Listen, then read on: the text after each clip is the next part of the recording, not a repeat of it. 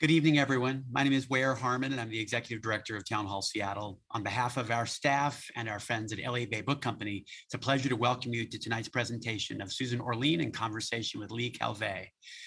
As we get underway, I want to acknowledge that our institution stands on the unceded traditional territory of the Coast Salish people, and particularly the Duwamish. We thank them for our continuing use of the natural resources of their ancestral homeland. We are very glad you've joined us for tonight's virtual presentation.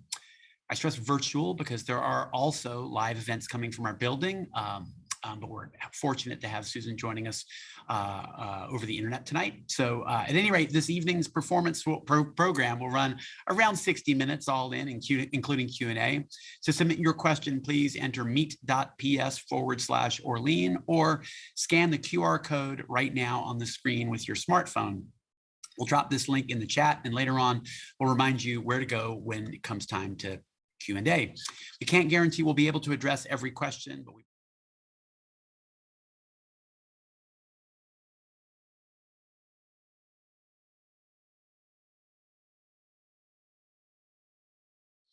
Town Hall's adding new events and podcasts every day. Upcoming programs include Bartow Elmore on Monsanto's plans for our food supply, Michael Lennox and Rebecca Duff on decarbonizing the local economy, Jessica Pierce and Mark Beckhoff will discuss what the lives of dogs would be like if they lived in a world without humans, and a soon-to-be-announced evening with Neil Stevenson. That one will be live in our building.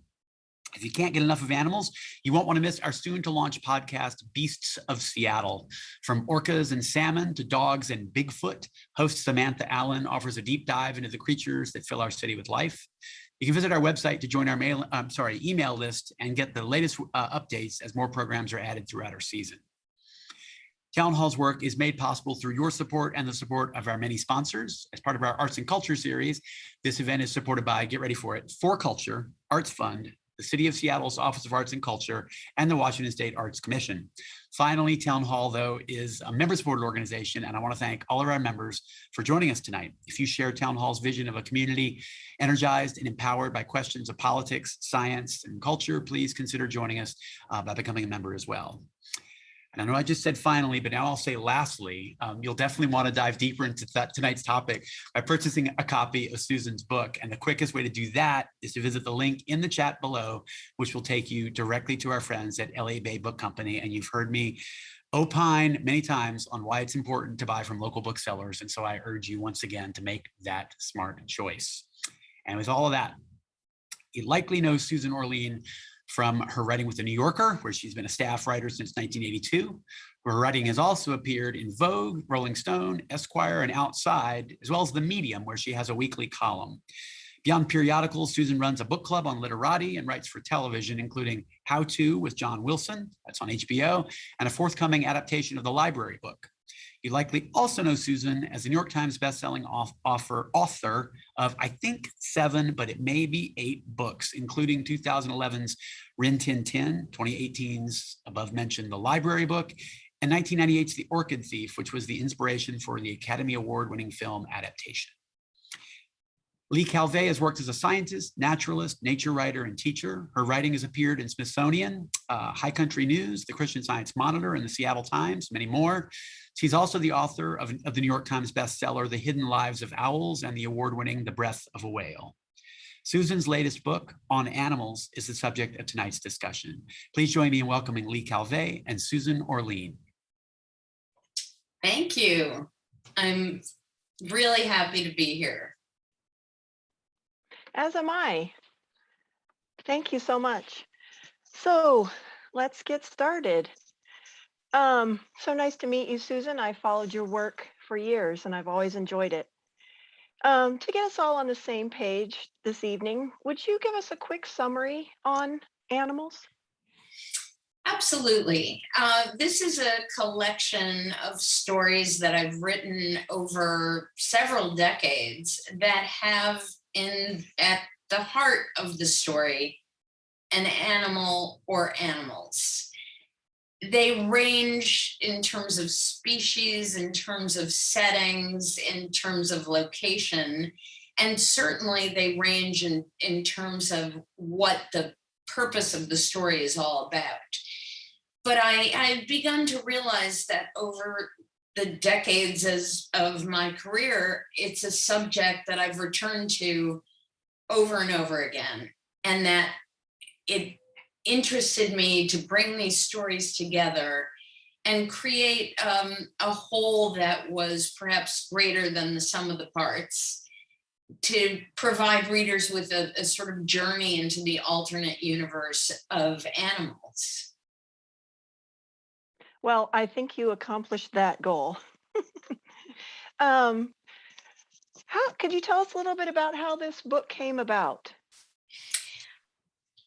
During COVID, I had a couple of experiences that I think led to this book. The first one was that I, like many, many, many people in the United States, got a puppy. I already had a dog, I already had a cat, but I found myself filled with an incredible desire to get another dog.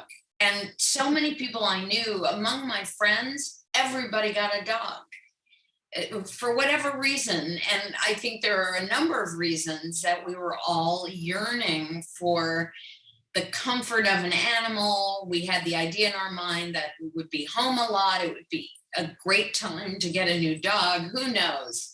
Who knows what it was that inspired us all, but it was not easy to get a puppy. I don't know if this happened in Seattle, but in Los Angeles, people were competing to get shelter dogs because so many people wanted them. In any case, I brought this new animal into my life. So it was very much on my mind, just thinking about animals, thinking about taking on a new pet in my life. And coincidentally, during the early days of COVID, I wrote a story for the New Yorker about a very contagious virus that had entered the rabbit population and was wiping out rabbits. This is something that's happening around the world, but it had just arrived in the United States. So I had these two experiences going on at once: my new puppy, writing this story about rabbit hemorrhagic fever. And thirdly, I think, like many people, again, during COVID, I was feeling very reflective about my career, thinking about, well, I've been a writer ever since I've been a working person. And what has it added up to? What have I explored over and over again? What subjects have arisen out of, I'm a real generalist, but I thought, is there a thread that connects some of these stories in a way that is distinctive?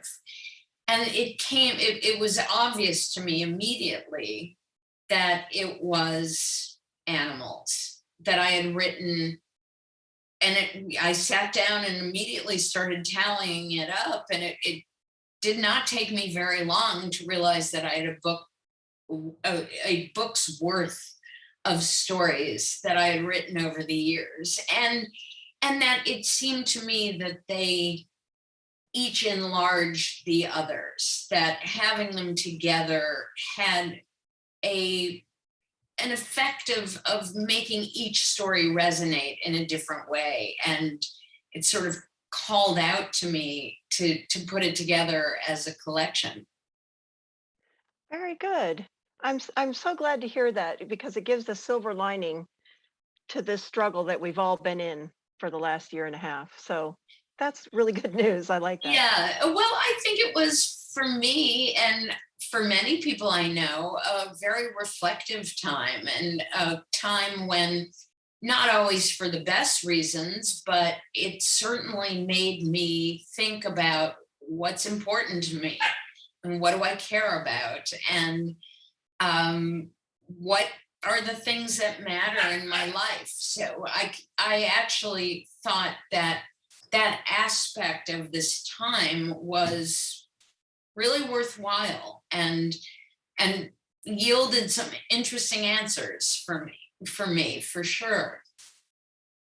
And there he is in the background trying to get I his. know. I had warned Leigh that my puppy was going to be barking, and I am going to, in a sneaky way, text my husband and ask him to come get the dog. This is the nature of having a dog and doing a book tour from home. It's one of the unique aspects of all this Zooming these days.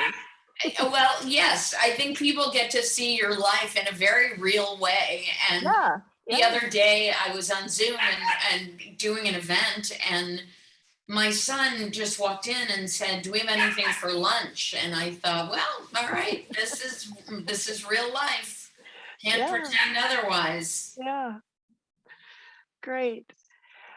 So what is one of your favorite stories from the collection? And would you read us a short passage from this story? Yeah, I'm going to read a little section from a piece called Show Dog. And it's a little hard for me to pick my favorites because these stories all gave me a lot of pleasure. But this one was particularly fun to report and to write. If I were a bitch, I'd be in love with Biff Truesdale. Biff is perfect. He's friendly, good looking, rich, famous, and in excellent physical condition. He almost never drools. He's not afraid of commitment. He wants children. Actually, he already has children and wants a lot more. He works hard and is a consummate professional, but he also knows how to have fun. What Biff likes most is food and sex. This makes him sound boorish, but he's not. He's just elemental. Food he likes even better than sex. His favorite things to eat are cookies, mints, and hotel soap, but he will eat just about anything. Richard Krieger, a friend of Biff's who occasionally drives him to appointments, said not long ago, when we're driving on I-95, we usually pull over at McDonald's. Even if Biff is napping, he always wakes up when we're getting close. I get him a few plain hamburgers with buns, no ketchup, no mustard, and no pickles. He loves hamburgers. I don't get him his own French fries, but if I get myself fries, I always flip a few for him into the back.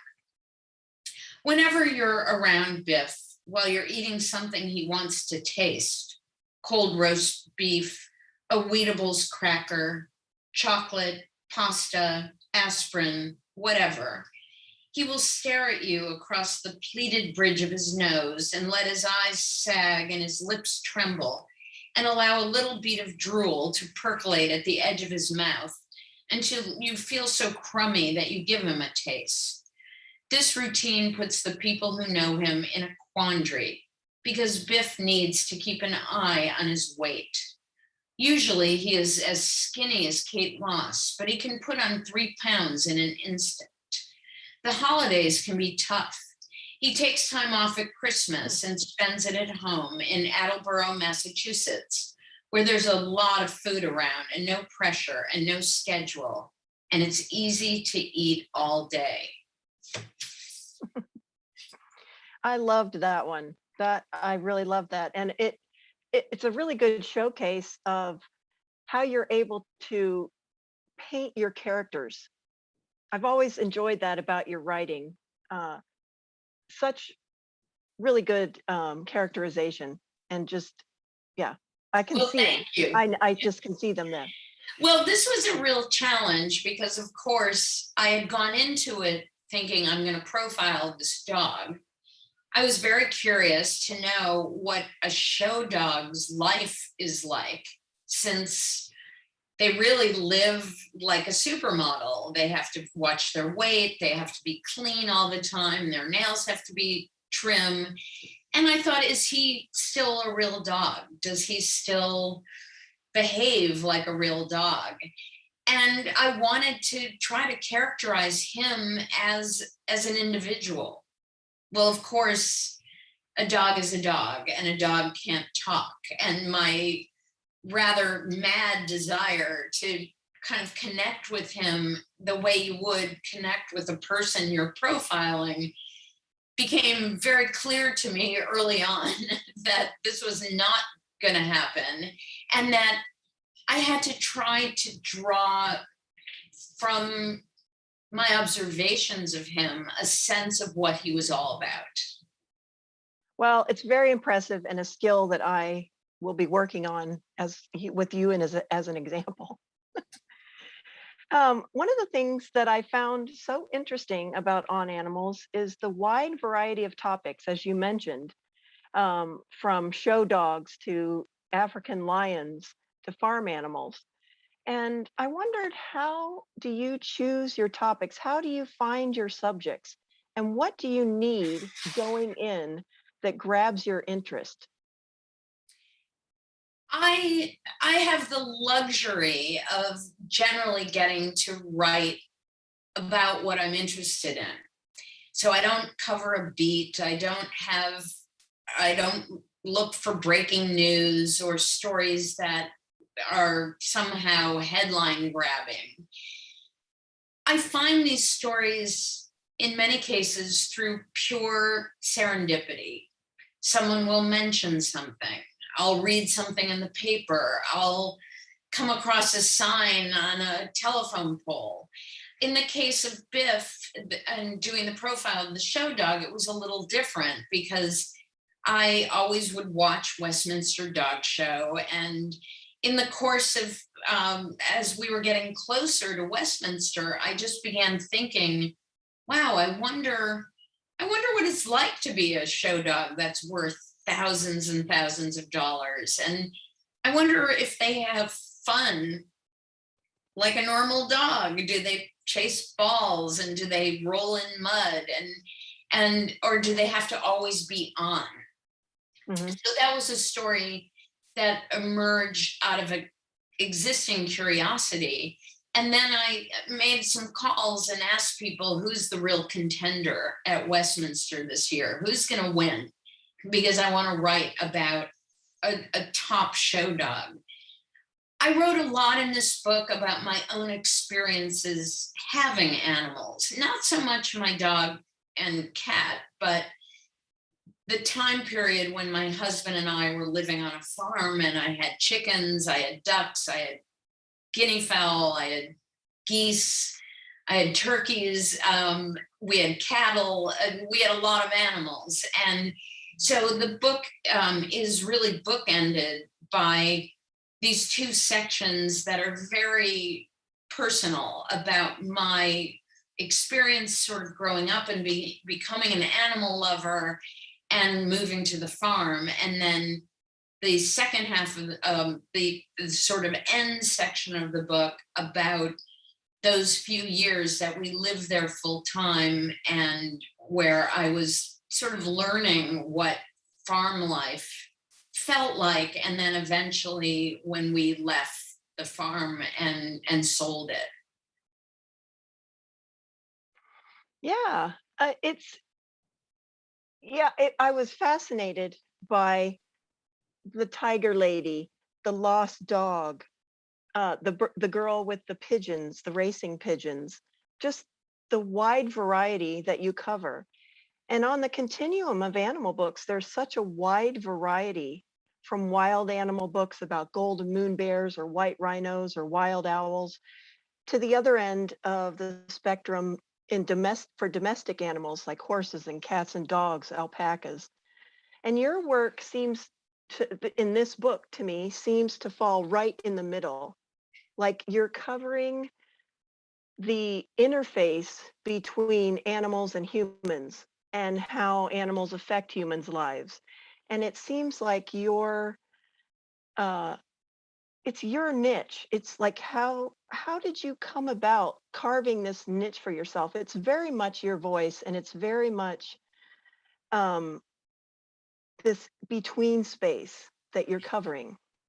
That's an interesting observation. And in a way, I feel like even when I'm not writing about animals, that ends up being where I'm writing. I'm not a naturalist. I am not a zoologist, so I would never have the expertise to write that sort of pure observational story about a species, particularly a wild species.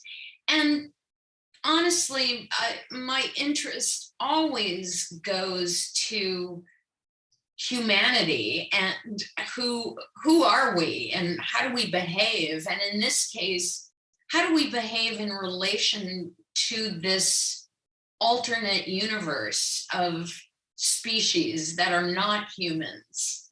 None of these stories look at an animal completely separate from the human world. And that's a challenge that somebody who has more expertise in field observation might be able to do, to write about an animal completely untouched by human civilization. Although honestly, in this day and age, it's barely possible to do that, as you well know. The really wild spaces and really wild animals are few and far between. Often the stories about animals provided an entry point to subcultures, to human behavior. I mean, the story I wrote about Keiko, Keiko, the orca who had an amazing journey through popular media and onto his own particular journey in an attempt to set him free. So much of the story was about Keiko, but a great deal about it was about this enormous group of people who found in him a mission, which was, how can we take this captive orca and reintroduce him into the wild? And the range of people who got caught up in that particular saga was fascinating to me. Everything from his trainers in Mexico, the producers of the film Free Willy, the people who worked to try to train him to hunt for fish on his own. And it was a cast of thousands. And, in the center of it, of course, was this rather charismatic whale that people truly loved and felt some great emotional connection to. But it really was a story about the human kind of sensitivity to this story of captivity that maybe we could reverse. Maybe we could take this captive animal and set him free. And the machinations required were unbelievable. And the money involved was spectacular. And the chance of it succeeding was minimal. But there was a lot of passion among the people who got involved with Keiko, and a real devotion to the idea that there would be a happy ending, that he would be set free, and that we would sort of right the wrong of him having been captured to begin with. So it was, in many ways, it was the most interesting story to write, because I had no idea that this entire epic effort had been underway for years at the point that I began writing about it. And it was extraordinary. It was one of my favorite stories for the number of facets that the story had. It was, it seemed like it had unlimited facets to it, about everything from Hollywood to Iceland to whale, the sort of natural life of whales, to the issue of captivity. It was just fascinating. Well, it certainly is a sea change in our idea of having these animals in captivity, and it was the jumping off point for a number of projects that were successful. We learned so much from that whale. It was really an amazing, it's just an amazing story. And thank you for writing it, because it needed to be captured. And the, the human part in that is fascinating. And it's a shift in our consciousness, and Yeah. it's really important.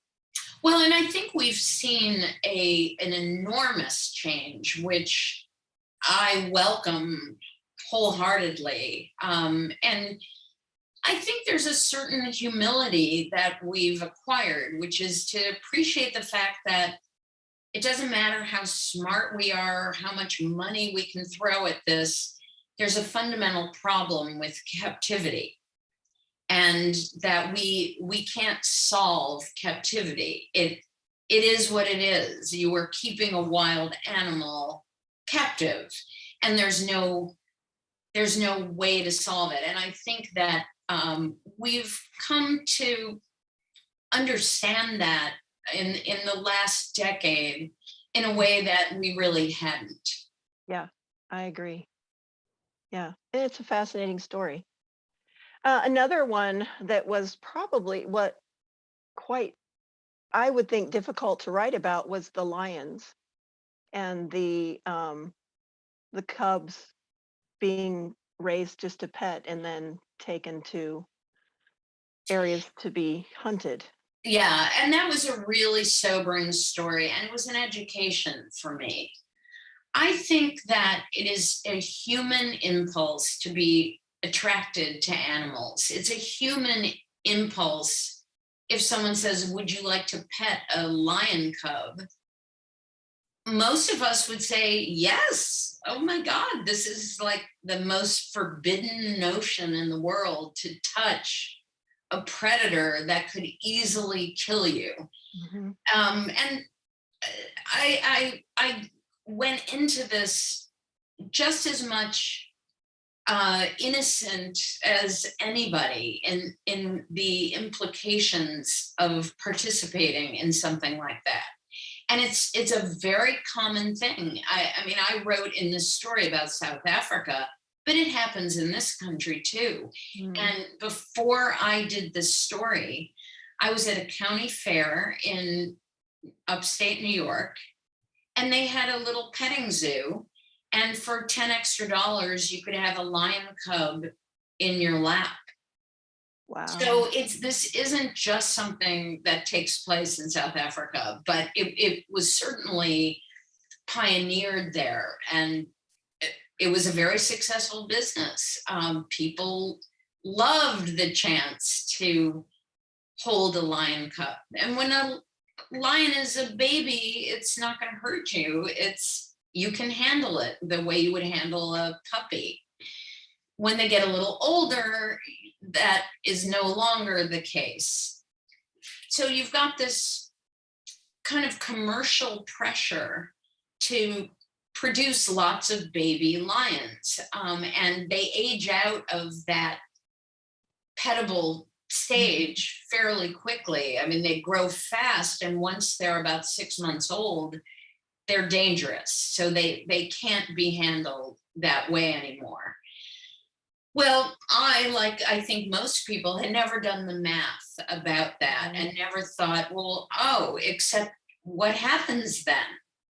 So the story was a profile of this man in South Africa who has a famous relationship with wild lions, where he literally, I think they think he's a lion, and they crawl on top of him and wrestle with him and chew on his head and knock him to the ground. And he's fearless, and he may get eaten someday, but for the time being, he has this relationship with these lions.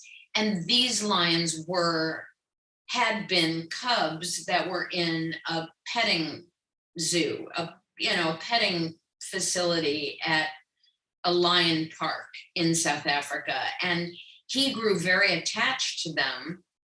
And when they got to that age where they were going to be disposed of, and there are a couple of different ways that these animals are disposed of, to use a very harsh word, it was like he suddenly realized what this was all about. So he adopted all of the lions that he had grown very close to, and then began working in whatever way he could to try to discourage this practice of these lion petting facilities, because again, it's a mathematical problem.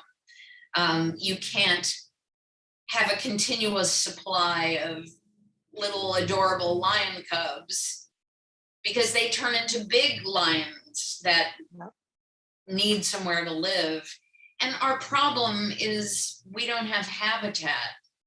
I mean, if it were a simple matter of saying, well, as soon as they're big, you let them out into the wild, that doesn't exist. And South Africa has a somewhat limited amount of wild space. They have plenty of lions in them already, and they're all tagged and monitored, and you don't just release 10 more lions into Kruger National Park. They'll kill each other.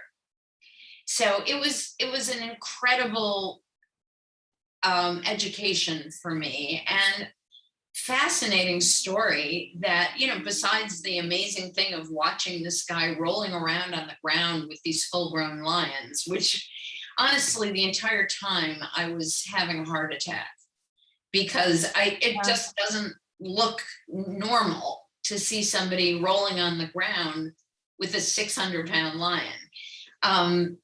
But it also was a very sobering story that really changed me and made me think a lot about what our responsibility is. And the fact is that we have to give up some pleasures. The pleasure of holding a lion cub is a pleasure that, in my opinion, we can't afford. In a moral sense, we can't afford it. And similarly, I've seen the orca show at SeaWorld, and it's amazing, and it's inspirational, it's incredible. But we have to give that up if we're going to kind of make this other choice, which is that these are animals that really shouldn't be in captivity. I would agree 100%. And thanks to the virtual world, there's many other ways to experience these animals these days. And I agree entirely. And I've said to many people, we have the most remarkable, inspiring footage of wild animals being wild that is so much better than seeing them in captivity. mm-hmm. And I think that that will we miss the experience of seeing animals in real life? I don't know. I'm not sure. I mean, I've been thrilled when I've encountered wild animals in the wild. And I've been thrilled seeing amazing documentary footage of wild animals in the wild. I don't know that I would miss seeing some of these large, top of the food chain animals in captivity. So, yeah. Well, I think you hit it. I think you hit it on the head. It's a change in our personal responsibility and how we're going to interact with these animals. There are responsible ways to do that. And it's a matter of us all getting on the same page and choosing the animals that we want in the world. I think some of this, and this was a theme that kind of resonates through the book. There are repercussions to choices, and there are repercussions in that occur. Sometimes it's very subtle. You don't even realize that you are causing a ripple in the social fabric that has an outcome. And what I most like to do as a writer is to say to people, come notice this thing and notice it more deeply than perhaps you've noticed it before. Mm-hmm. Because there's a lot to learn. There are aspects of it that surprise me, and I have a feeling will surprise you. And you might find yourself making some different choices now that you know a bit more. And the book is not meant to be preachy in any way.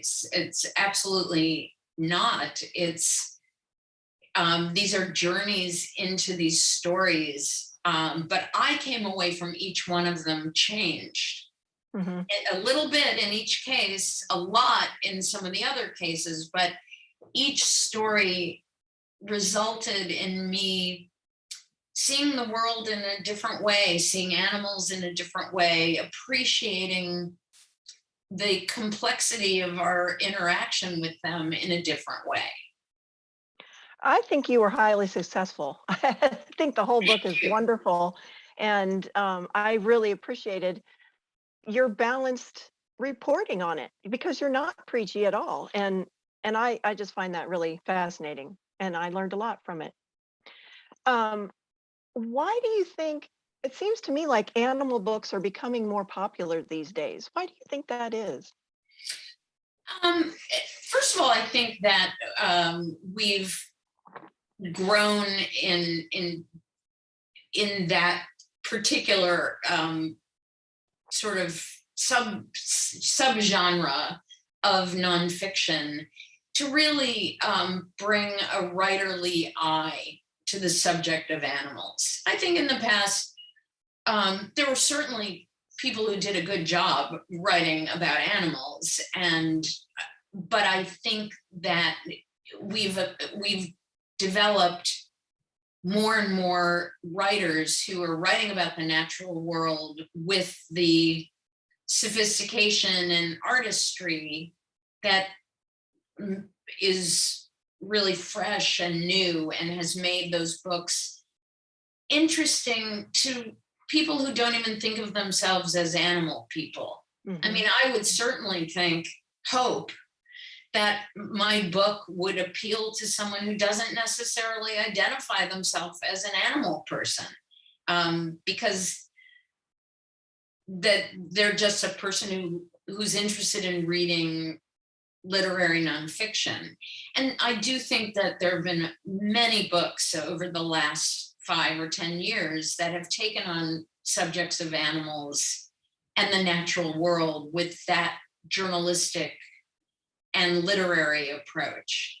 Mm-hmm. I also think as the world has grown more chaotic and sometimes more troubling, and as our awareness of what it might mean if we don't take a little better care of the world, people are gravitating towards stories about the natural world. That it's not that it's a refuge, because I don't think that's what it is. I don't think it means you're running away from the world. I think it's the opposite.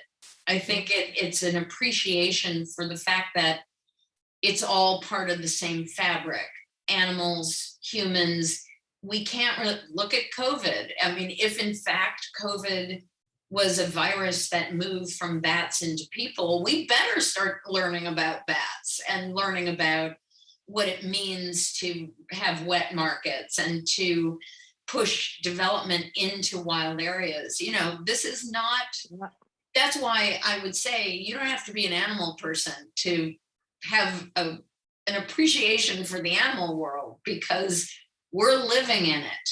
In fact, arguably, we're living in the animal world rather than animals living in the human world. Yeah. And, you know, disease is maybe the most dire of those circumstances, but it's just a reminder that we are cohabitants on this planet, and that whether you want to have a dog or a cat is not a pre-existing necessity for you to find the animal world interesting or important. Mhm.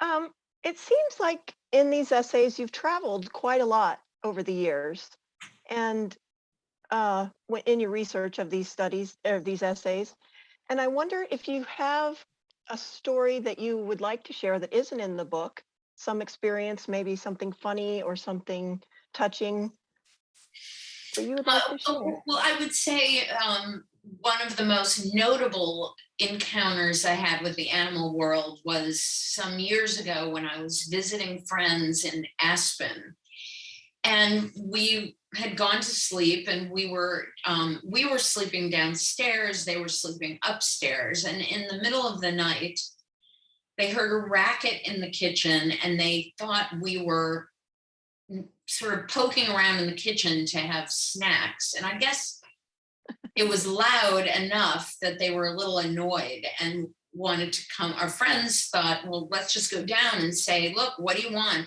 We'll find the food for you. What do you want? They came down into their kitchen, and there was a huge bear in the kitchen who Oh, had goodness. opened the door. The door was not open. The bear actually managed to open the door. He was in the kitchen, pulling food out of the refrigerator, pulling food out of the freezer, eating the dog food, throwing things around, just making a huge racket. Our friends, of course, freaked out and went back into their bedroom and called the police and kept calling us to say, don't come upstairs, just stay in your room. There's a bear in the kitchen. And the bear was in there for, he stayed. We slept through it. A SWAT team showed up. The police were in there. The bear went out the other door and ended up in someone else's house. And the SWAT team's up there making all sorts of noise. My husband and I slept through the entire thing. The next morning, my son, who was about 6 at the time, came into our room and said, Mommy, there was a bear in the kitchen. And, when you have a 6-year-old, you think, well, of course, there was a bear in the kitchen. So I said, yes, of course, honey. And we went upstairs, and the kitchen was in shambles. And our friends were there saying, what were you guys doing? You slept through this whole thing. There was a huge bear in the house. So it was a missed encounter rather than a real encounter, but it's always struck me. And I'm sorry that I didn't see the bear. I really am sorry, although I realize it's no laughing matter. And in Aspen, actually, the bears come in all the time to eat trash and, look and eat food out of the bird feeders, and they're a bit of a nuisance. But it would have been a kind of a wish fulfillment to see the bear in the kitchen. I'm with you on that. Yes. We only have a few minutes left, and if there's any audience questions, you can. I do see this one question, which is how I got involved with Literati, the book club. And I love talking about this because I read a lot, and I read a lot of fiction in particular, but I read a lot. And my favorite thing has always been to say to friends, oh, you've got to read this book. I just finished it. And I read a lot of books that are maybe a little below the radar. They're not the big, well-known books. I've just always loved getting other people to read the books that I've read and to discover perhaps less well-known writers that I've fallen in love with. When Literati approached me and basically said, will you do this for lots of people? I couldn't have been happier. I said, well, I do this all the time anyway, so this is just an extension of what I love to do. So it's a real pleasure. I choose the books, and then we have conversations online through the app. So it's the book club where you don't have to go out anywhere, and you don't have to set aside time in your schedule, which is kind of liberating for people who have busy schedules. And it's really been fun to pick the books. They're really among my favorite books that I've been recommending, and people seem to be really liking them. So I'm thrilled. It sounds like a book club for the times. Well, it's a very modern idea of, of a book club. It exists in the virtual space, which honestly, I think for a lot of people, it makes it very doable. Yeah. So if anyone has any other questions, you can click that link in the chat and type them in and we'll get to them. But in the meantime, do you have a passage that you would like to read to leave us with? Yeah, I'd love to read a little bit from the end of the book. And this is sort of a bit melancholy. It's about our decision to sell our farm. And I begin in a section where I was trying to figure out what I was going to do with my chickens, because I was leaving the farm for what I thought was a few months. I didn't know yet that we would be selling the farm. So one day, the young woman who cleaned our house mentioned that she was about to have a baby. I was astonished. She was as slight as a twig. I asked her the particulars. Any day now, she explained, the eggs would crack. Aha, I didn't know she had chickens, thus the confusion. She wanted more babies, she added, but her rooster was getting very old. I have a rooster, I said, pointing out to the coop, and he's going to need a home. And thus the deal was struck. Maria would welcome my 3 hens and my fertile rooster to her home at the end of the summer, relieving me of all the worry about where I would dispatch them when we headed west. I made some noise about maybe borrowing them back the next summer, but I didn't want to complicate things too much. As it turned out, that was a good thing. We loved our house in the Hudson Valley more than anything, but getting there from Los Angeles was starting to feel exhausting, especially because we didn't like to put our pets on a plane. So every summer, my husband had to drive across country to ferry the dog and the cat to New York. Then we added a puppy. So John had to drive a dog, a cat, and a puppy. This wasn't a driving issue as much as a hotel issue. Managing 3 animals, including one, the cat, who was violently opposed to the whole thing, in and out of a car and in and out of hotel rooms was a nightmare. COVID was the final straw. We listed the Hudson Valley house and sold it to the first people who saw it. Our chapter there was done. We went to the farm one last time to clear it out for the new owners. It was a hard goodbye. I'd always dreamed that someday I would have animals all around me, in the house, in the yard, watching me in the garden, dotting the landscape, crowing in the morning, lowing in the moonlight, barking at the wind. And I had had that there. I had reveled in the animals' friendship and their strangeness, the way they were so obvious and still so mysterious, their colors and textures, their fur and feathers, the sounds and smells of their presence. I liked the way their needs set the rhythm of every day, and how caring for them felt elemental and essential.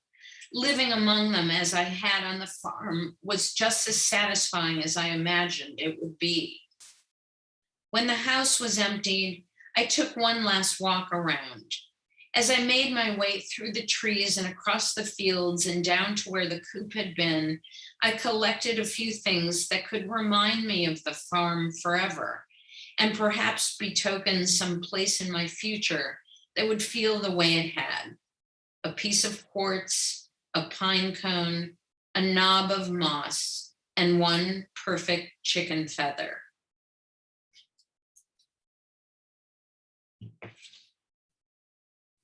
I have to say, I teared up when I read that. I teared up when I wrote it. What's one thing you would like readers to take from this book? I would say the most important thing is the general idea of paying attention. And that seems rather broad, rather general, but to me, these stories are all about paying attention to the things around us, paying attention to the somewhat mysterious nature of the animal world, paying attention to how we interact with the world around us, and essentially doing what I do for my job, which is to try to explore those worlds and learn about them and think about them deeply. That's what I hope people really come away with. Thank you so much. Thank you. I appreciate so much your time. I enjoyed our conversation. I just want to say on behalf of Town Hall, thank you so much. That was a really lovely conversation, and it was a pleasure hosting both of you. And just another reminder to pick up a copy of the book. Our partner bookseller this evening is Elliott Bay Book Company, and you can find a link to purchase the book directly from them in the chat of this video. And once again, thank you so much. It sounds like it covers a lot of really fascinating topics and is worth a read. So I'm excited to get my hands on it. Thank you. Thank you so much.